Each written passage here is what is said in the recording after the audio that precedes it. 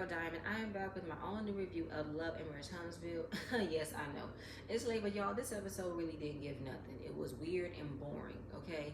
So we continue on with Moses and Destiny having a irrelevant conversation about where their relationship went wrong, and honestly, I don't care anymore, okay? And shout out to Karen Morrell, because she put out an audio of Moses and Dustin Ross's interview after that episode aired, and it shed some light on some things that I kind of already had an inkling about. Okay, so regarding the notes from this episode, Moses said in the interview he entered 2023 with Destiny, but after January, he had not seen her. From that point, did not come out to see him on his birthday in April, and that's when he said, you know what, let's just be friends, okay?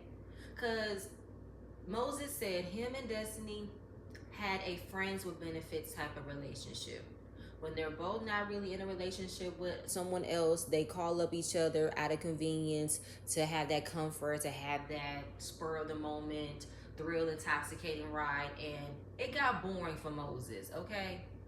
So that's why I believe when he says she was traveling, going to other events, pretending as if she's trying to create a better life for her and her son. That was Destiny still trying to be in the in crowd.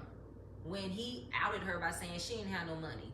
He's saying she was broke. He was funding her, going to these events, funding her to get her makeup and hair done so that way she can go to these red carpet events, knowing that Destiny was not in a financial space nor an emotional space to do all of that, which is what he said in this scene, okay? So Destiny's telling him she did fly back and forth for 8 months total to see him in St. Louis. He agrees. He says you did too, and so did I.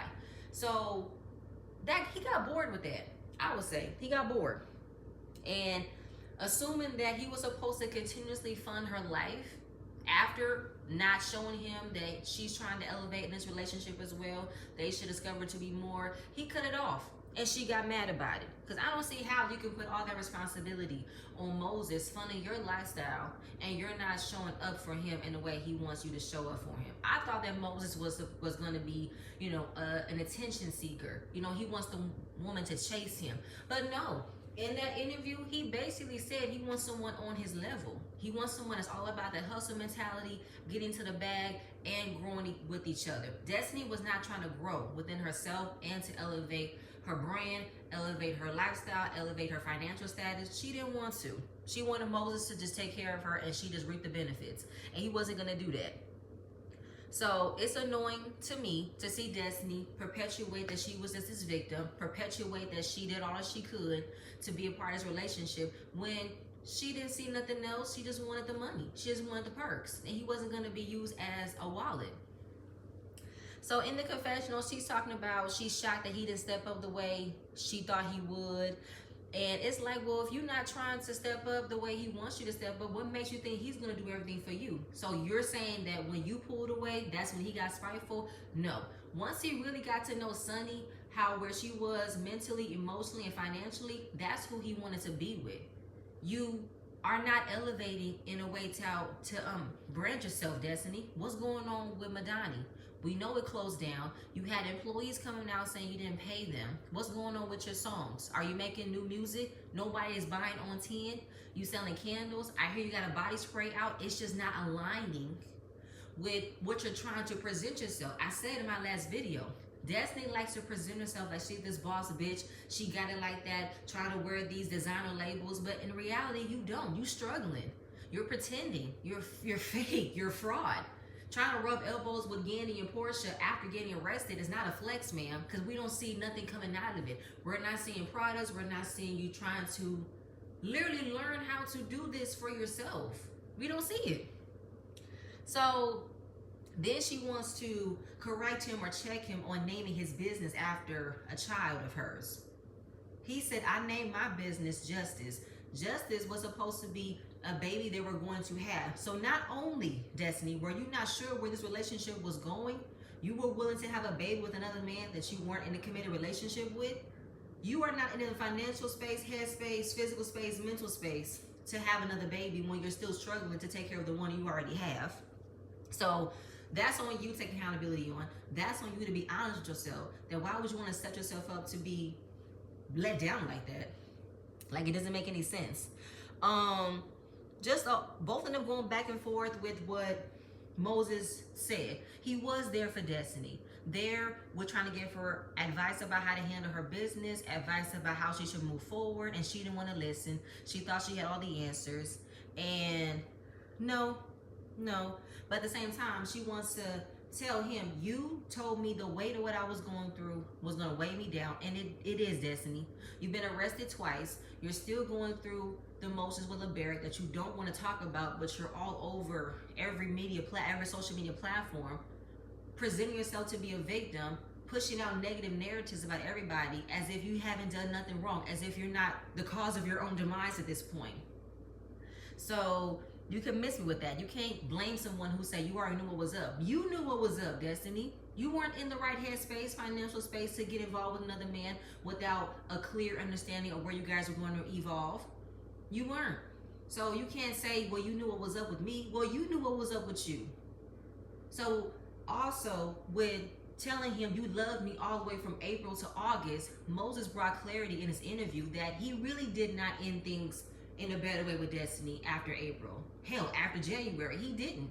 Because that's what their friendship was. While they were still friends, he still wanted to reach out to her, give her updates, let her know how everything was going, give her, enough encouragement and support while she was still going through a lot. But it did not end things. And Des did not read the situation and just let things go. That whole I choose me, that was when he cut things off financially for you. And you could not figure out what else to do. So right now, you trying to find a sponsor, you're back at square one. And it's a waste. And how you wanted him to give you a full detailed conversation. Hey, this is what I'm moving on with. I know it may hurt you, but I wish you the best and I don't want nothing bad for you. This is where I'm at. Well, that could have happened had you not blocked Sunny when she wanted to have this conversation. That would have worked. You weren't ready. So now waiting all this time for the show to come out, now you want to have this conversation, but yet want to act like you don't want to have this conversation is annoying to me. It's ridiculous. No one is going to wait till you are at a better space to hear this. Whether you hear it or not, Moses did not owe you anything else. He did admit in that interview and in that scene, he should have ended things better with you. He should not have strung you along, left that door open based off of how y'all relationship have been for on and off for 15 years. You guys don't really break up. Y'all just have that gray area where you guys just don't be in each other's lives for a certain period of time until you guys want to come back to each other. But now that he's a married man, he had to cut all ties with you completely. He waited too late, but now that he did it, you need to let it go. Let it go. There should be no other conversation about this at all. Stop doing interviews. And you all about he's dismissed. Destiny, please. And you want to have the last word by saying, he's been trying to get me pregnant from day one. You were going to allow it. So at the end of the day, please don't blame nobody else but yourself. While Moses and Sunny have their faults about how this happened, take accountability and ownership as the way you have allowed things as well. And I'm done. Moving on. So we get Tisha, another irrelevant, boring scene that got on my nerves. Tisha is pretending to work out with Trisha, knowing that she did not come to work out. She came to get tea and information out of Trisha, which she did, and you working out with makeup on, Tisha. Miss me. So she's trying to, ask Trisha. She's from Huntsville. Yes, originally from Huntsville. Don't know where Martell came into the conversation, but Tisha mentioned Martell, and that she knows Martell, but she went to school with his brother Montez, and just kept on going on and on about how she heard the Holtz brothers, one was bad, one was good. Hearing that Montez was the bad brother and Martell was the good one. Don't know where you heard that from. Like, why are we talking about Martell? That's just weird. You mentioned when you met Martell at Alabama University. Okay. Why is he the topic of conversation? That's stupid. And saying, Trisha talking about maybe Martell has changed. No, Martell's been the same. Moving on. Then she's mentioning Marceau knows Trisha's ex-husband, which stumped Trisha because now she's just fiddling her words about, no, Marceau knows my ex-husband, and you guys are getting to know my current future husband. Trisha is all over the place, okay? She's flustered, she's nervous, and it's weird that the entire time Tisha is just asking about Trisha's knowledge of everything. And when you told Tisha that you're not fully divorced from your ex-husband was wrong, weird, and stupid. I would not have told Tisha nothing. Now Tisha is going to run with this information, tell Marceau, and you guys are going to be another storyline for them. Okay? Because hearing that Trisha has not even drawn up any divorce papers, the husband haven't drawn up any divorce papers, so what the fuck is going on? How have y'all not drawn up divorce papers? You don't want to be with him. What is happening here? Why are you holding off your divorce? Why are you dragging your feet? So weird. Weird. Wondering who else does Trisha knows. She said Destiny. Then we get to Nell. Apparently, Nell is probably kin to Trisha on some level. Don't know. Tisha is talking about how Nell's part of the older generation. Don't know why Tisha is talking shit about Nell's age. Wondering how old is Nell. She look good. Is she about 60? Tell me your secret. Yes, Nell does look good. But why are you so concerned about Nell's age? You're not a spring chicken yourself, Tisha. You are approaching your early 40s or late 40s, might I add. Like, this is fucking stupid. Where did this come from? Then she's talking about Nell's character, saying Nell can be feisty. I don't know if you like to argue, but Nell likes to get in people's faces. Where did that come from? Why would you mention how Nell can be feisty? The only time I've seen Nell get feisty was at the dinner table with her family and also get into Martell's face. So what time are you talking about Nell being feisty, Tisha? What are you doing? What is wrong with you? What is going on here? So then we get to Stormy. Trisha said me and Stormy are very close. I went to school with Courtney. Stormy used to be my hairdresser, and now we have developed a close friendship. In a joking manner, which I did not find it was funny, nor did I don't believe Tisha found it was funny, that, oh wow, you know Stormy, I might have to find a new trainer. So freaking fake, okay? But that's what Trisha was trying to avoid when she wanted to add you on as a client. That's why she wanted to ask Stormy if it was cool for her to work with you. And Stormy told her it was cool. So right now, I wanted to come in not to prejudge you based off of how you and Stormy have had y'all situation. And based off of first impression, she says you cool, you are the sweetest, gorgeous face ever, but that's on the outside. Don't know what's going on the inside, and please pay attention what's going on the inside with her, Trisha. But Tisha's like, oh girl, please, I'm all good. You wasn't acting all good now. I don't know why you bringing up negativity about Nell in this moment and bringing up Martell. Weird. So in the confessional, she said, I don't care about Trisha and Stormy being friends, being cool. As long as she's making sure my body's looking right and tight, it's all good. Okay, Tisha, then don't bring up Stormy in front of everybody. Don't add anything. Don't inquire. Just keep it between you and Trisha, okay? Fine. Again, moving on. We got Mel, probably one of the only light, positive, fresh scene ever that was understanding. I was happy to see, and we're getting into it.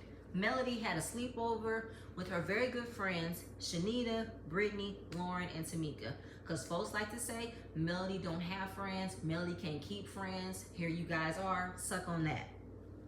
So right now she wants to spend time with her girls. They have everything all laid out. It's pink everything. They have matching pink pajamas, cute pink drinks. She is using her skincare for them to have like a little pamper party. It's all good. So her friends know the real deal with her. She loves how loyal they are, and they can have real conversations, and they always are talking about dating with her. When will she start dating? Is she thinking about anybody? But before we get into that, we talk about her recent charity organization. She's going to be part of a water project in Africa, and she loves organizations regarding charity. She does a lot in her own hometown, and it's all about where she believes in and what aligns with her beliefs, which is amazing. I love it. So Shanita brings up the charity event, but also while we're in the motherland, you can find you another man. But Melody has been dealing with Shanita bringing other prospects in her life, or trying to see if she could be interested in somebody. She showed her a guy that was missing a tooth. Melody said, no, I'm not down with that. It all depends on where the missing tooth is. If it's on the side, you can't see it. But if you got some blocks, uneven Tetris thing going on inside your mouth, yeah, figure out your dental plan. But dental work is expensive, trust me. And then she showed her another picture of a man who was recently divorced, got 2 kids.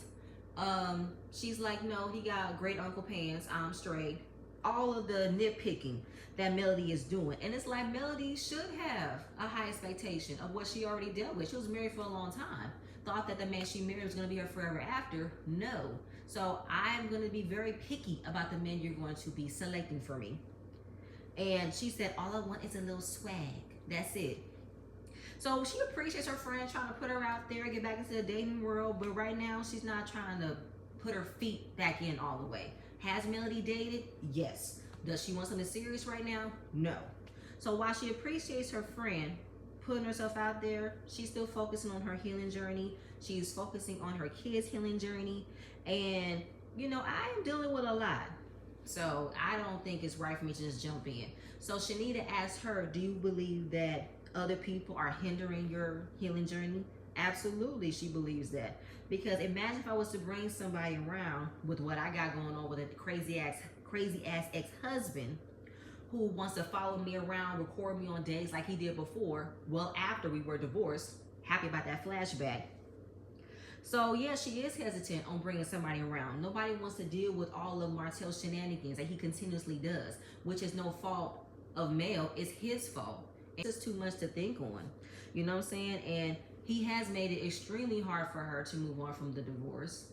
It's crazy. This man can do whatever he wants to do with other women, and no one stops him from what he's doing. But when it comes to Mel, it's always something.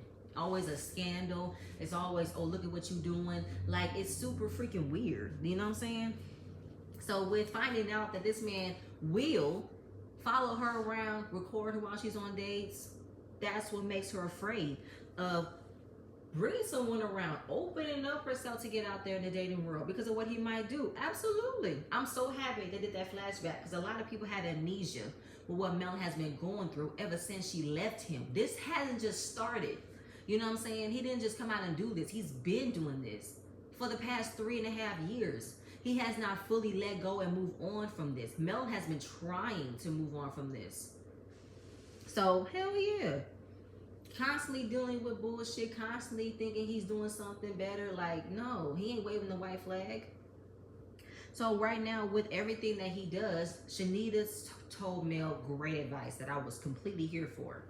So while you believe people are hindering your healing journey, do you also believe that the same people who enable his ways, enable his antics, for that way you can move on completely? Yes. Because if you got these people who are constantly trying to put you in terrible, compromising situations with him involved, then they're not your friends. And you need to let them know, I'm not going to be down with that. They're going to have to pick a side. Either you're with me or you're against me, which I am so happy because that's literally giving the Scots men and the Scots women put on notice. I'm not going to be down with y'all if y'all want to bring Martell around me. I'm not going to be part of this fugazi shit. Y'all trying to convince me that Martell is good. He is trying to get things in order. Hell no. Well, y'all know exactly what he's been doing to her. Y'all know exactly what type of games he's playing. He's not a good guy, Kimmy. Never asking y'all to pick sides. Oh, yes, he has. But in this case, what has just recently been put out about him, Melody has every right to question, who are y'all really friends with? Who do y'all want in y'all life? And if you guys want Martell to be in your life, then I'm not going to be a part of it. That's why it could look as if Melody is still stuck in this space, like she's not trying to let go of Martell. She keeps on bringing up Martell. I remember seeing those comments, but no, it's him. Like, she is 3-year post-divorce, and she's still going through this toxic bullshit with him. Hello? She really don't be doing nothing to this man. This man wakes up every single day trying to come up with another plan, another scheme to treat her like this, to put herself out there in a negative way like this. It's crazy. But I'm very happy that she had this conversation with her friends. It lets us know Melly not crazy. And her friends that are there for her know the real deal. They're not going to fall for this bullshit. You guys are for some odd reason. But moving on from there. Stormy. Again, another irrelevant scene that didn't make any sense. That was boring and weird. Stormy invited Trisha and Martell over to her house. For what reason? She's having a lovers and friends Galentine's event, which is why the rose petals was on the ground, but it still was an odd entry to the scene because it didn't make any sense why they were there.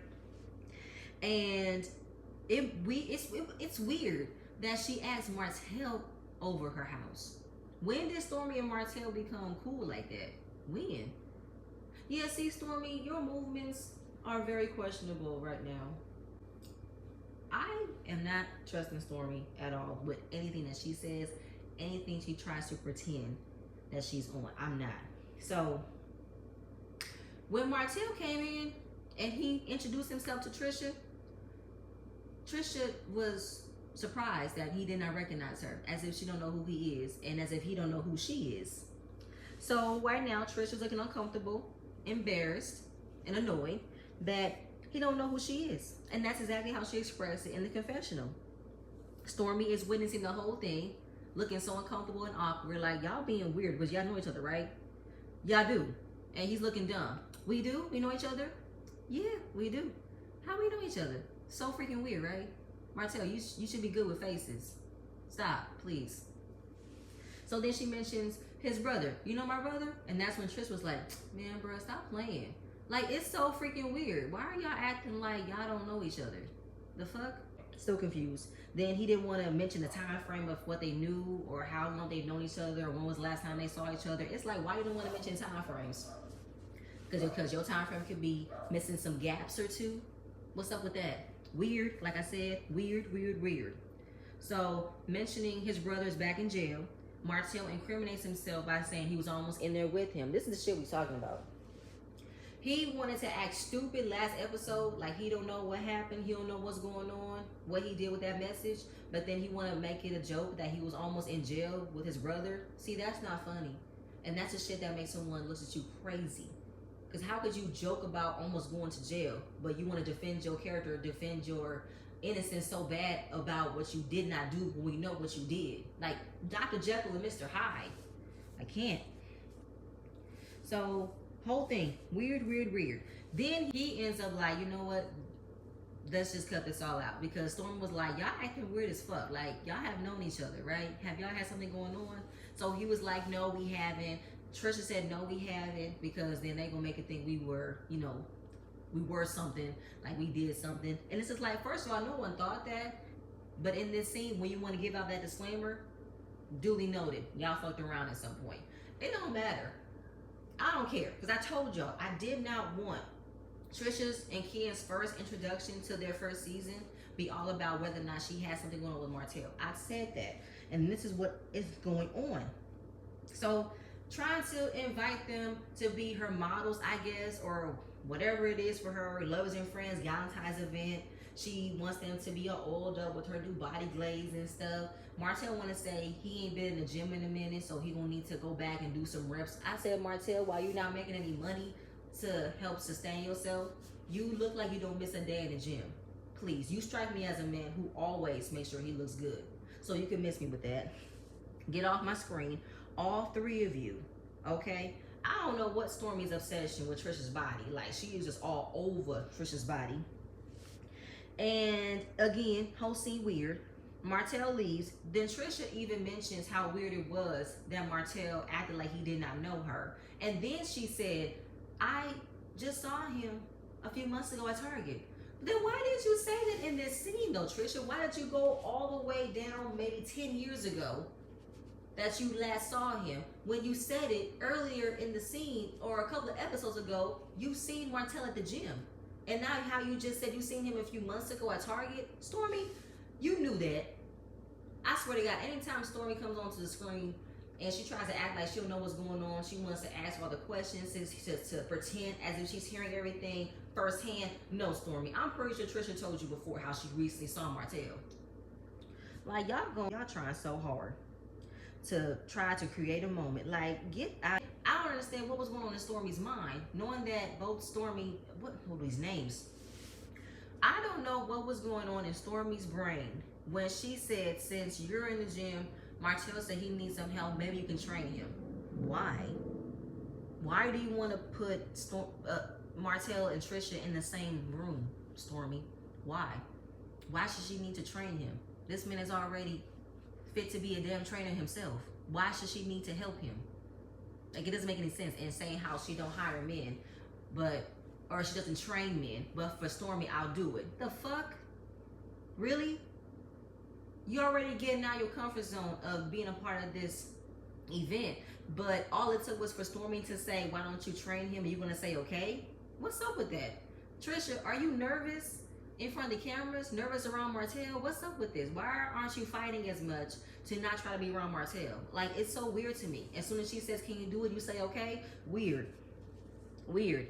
Next, so we have Sonny and Moses meet up, and I don't believe it was the same day he had the conversation with Destiny, because he had different colored pants on.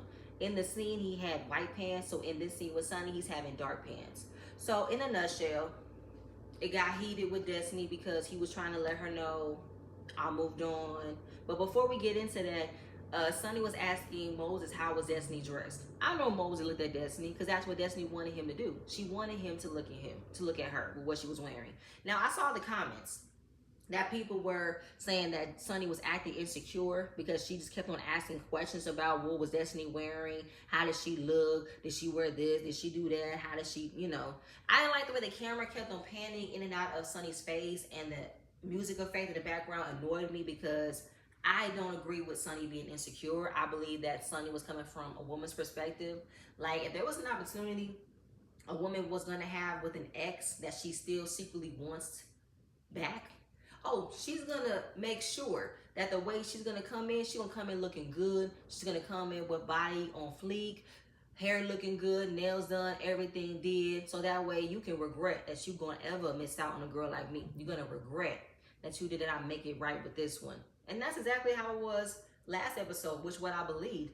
Destiny wanted to present herself to be this boss bitch girl, got all the money, all the labels, which is a bunch of fraud, a bunch of fakeness, because that's not what Destiny's on for real. And yeah, so how did everything, play out? Presents her to be a victim, of course, and thinking that we betrayed her, that she thought we were talking while we were together. Sonny asked him, did you clear that up? I said yes. And then it coincides with his interview that while he did communicate with Destiny all throughout the rest of the year, he did not completely clear things up. He did not completely break things off, which what he should have done. Destiny didn't get the hint, and she still stayed in the background. So, mentioning that Sonny was her friend, but Sonny betrayed her, she said this friend word is being used way too loosely. She was not my friend, okay? She can't tell you 5 things about me. She can't mention my favorite drink, my favorite color, my favorite feed, my favorite meal. She don't know nothing about me, okay? And as her producer, I was supposed to know everything about her. I was supposed to learn things about her. I was the one who had to sit down and get to know her. So it can look like I'm trying to get to know you on a more friendship level, but in reality, we're not friends. In the confessional, she repeated the same thing. That was my job as a producer. It was Sonny pouring into Destiny, giving her advice, producing things for her, figuring things out for her, paying things for her. And there was no give and take, which is what I said in my last video. Destiny is a person who does not like to reciprocate support, understanding, financial support in other relationships. She's a giver. No, she's a taker, not a giver. So on the fact that the relationship Destiny assumed and projected of what she had with Sonny, I'm gonna need for Destiny to come up with some receipts of what she's done for Sonny. If there are some things you figured out for Sonny, paid things for Sonny, traveled with Sonny, took pictures with Sonny, I'm gonna need for you to come out with receipts. Because if Sonny's story has not changed of where you guys were on a friendship level, using air quotes, where it did not work past a work relationship, then you're gonna have to just let this go. Okay? Then how she was disappointed in Moses. Moses have known her the longest, never thought that knowing him, he would do this to her. And she was like, please, girl, you were a side chick. You got humped on, flown in, and flown out. Good night and goodbye, okay? So she's going to have to, stop presenting this 15-year relationship as if it was a consistent relationship. It wasn't. And how Moses said, she told me I wasn't healed because they had losses. And wait, she's telling you you're not healed? Girl, you not healed as you say you are. You jumping into a relationship as quickly as you ending a divorce from someone who you claim was so terrible to you, and you still have a lot going on in your life. And again, Destiny, you do. So how can we question that you weren't ready for this relationship, but we can question what happened in your marriage with LeBerry? Like, you spending all this time to clean up or to fix, or no, no, no.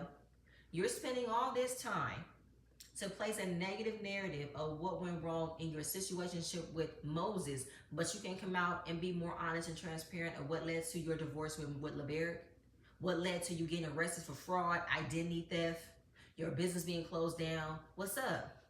What's up? So when he stopped supporting her financially, that's when she got mad. And Sonny said, you can't carry her problems. She wanted you to come in and save her, and you weren't supposed to do that. That wasn't your job. That's her life. That's her problems. That's what she had to deal with. If you wanted to be there to be a helping hand, which is what you did, but you cannot carry the weight for her. So it don't matter to them. They moving on. It's all about their marriage. Everything's about them. Destiny will have to get over it. It doesn't even matter because it's not about Destiny anymore. And I don't know, this was probably a joke or whatever, but Moses said he didn't wear his ring. Of course, like, y'all playing enough for the cameras. Get out of my face with this. Even if then, Destiny couldn't give a shit. She came in with Moses in a situation before, which led to them having this 15-year on and off relationship. So boundaries do not matter to Destiny. That's what it is. Boundaries don't matter. Unless you implement them clear and precise where she has to deal with it, she's going to do what she wants to do and still play the victim, which doesn't get her way. Okay?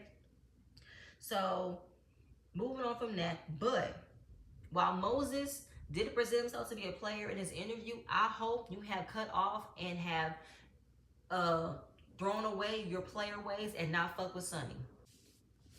So it ended with Ken and Trisha. They are having a romantic dinner. It's Trisha's birthday. Ken is trying to up his game more by showing Trisha more attention, catering to her needs and her feelings, and also being more of a gift giver. He gifted her a bracelet, and then we talk about the relationship he has developed with her children. They have taken a liking to him. They have gone to games, dances, and they really trust him, even to the point where they can plan an outing with Ken and Trisha don't have to be there, which is amazing. You know, open up your heart and having your children develop a relationship with a man you see a future with. He wants to have a relationship with your children is really beautiful. So then we talk about Tisha.